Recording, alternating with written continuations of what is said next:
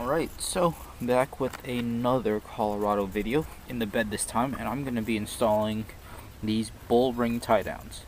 So on the Colorados and Canyons there are 13 of these holes, so 3 up here and then 5 on each side, 3 up top and then 2 on the bottom, which you can see I've already had the Chevy tie downs put on. Let's see, so the reason why I got the BullRings instead of just outfitting with all Chevy is because these things aren't retractable, whereas these things are. So what I really wanted them for is up here, because I don't want anything protruding here, so then I can't put anything flat against the end of the bed. So and then these work fine here because, well, you got your little rail right here, so nothing can really get that close unless it's below the rail. And then also these seem a little bit stronger to me. I think they actually have the same weight rating, but what I'm going to do is set a cross rail, so I'm going to buy some C-stock and go from this side to this side, so that way when I have super, like an 8-foot piece of plywood or something, I can rest it on the cross rails here above the wheel wells, because this is not 4 feet wide. Anyway, the install on this is pretty simple. I will be going over that in this video and then do a little comparison with this at the end. So stick with me, because that's what we're gonna see today. Alright. So let's see. You're pointed down at these things, so we're gonna go ahead and start. First thing you want to do is get these things off. You can use your nail. If you don't really have a nail, take a little screwdriver and pry it off. So this guy is off. You have your hole right here. BullRing tells you to pull this out and undo this Phillips head.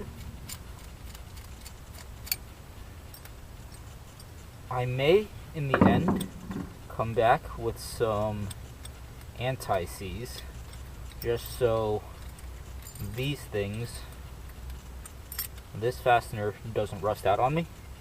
So I might just put like a little light coating of anti-seize, the copper stuff that I have, just in case.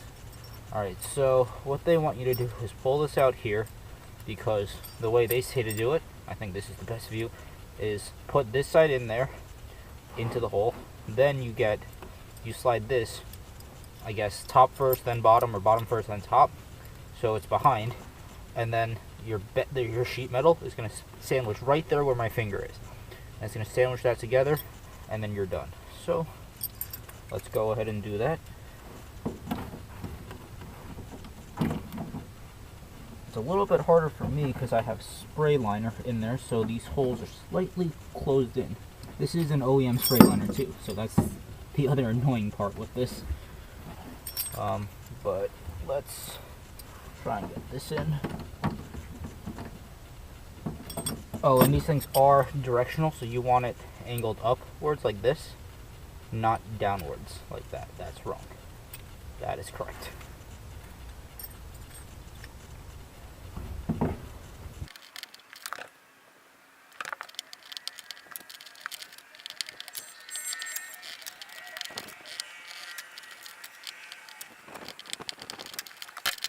Okay, so what you saw me had to do was cut a little bit of the actual bed liner out because it was just on too thick. So I might have removed like maybe 1/8 of an inch. So now it's a very tight squeeze. I'm gonna put some anti-seize on this, and then we'll go back on and place the rest on here.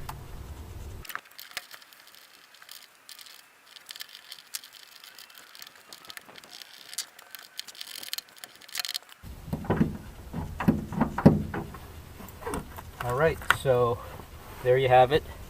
It's nice and installed. I will say it's kind of clunky doing this install, but I mean, it is pretty straightforward.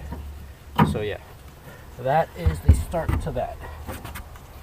Now, what I'm going to do is compare these two together. So I'm just going to remove one off camera and then show you guys what it looks like. Okay, so here is the comparison to the GM one. I will say the GM one is much easier to install and remove. So, well, removal probably not, but install definitely. Because the GM one looks like this. What you do is squeeze these two together, shove it into the hole, and tighten. Because as it tightens, it pulls against the sheet metal with this hook. Very, very basic. And there's a lot more area that this covers. This spans a wider range of that hole versus the BullRing only holding about this much more than like the hole, which is that big. So you have that. As you can see, I anti-seized this part too, and yeah, this has a rating of 250. It says it right on the hook itself.